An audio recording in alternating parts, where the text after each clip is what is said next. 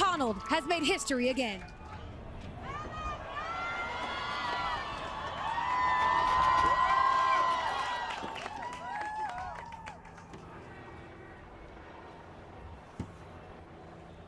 The first thing that he just did is one of the hardest parts of the climb, getting on the building.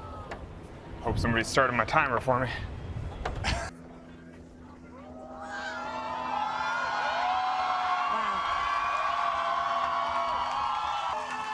Wow.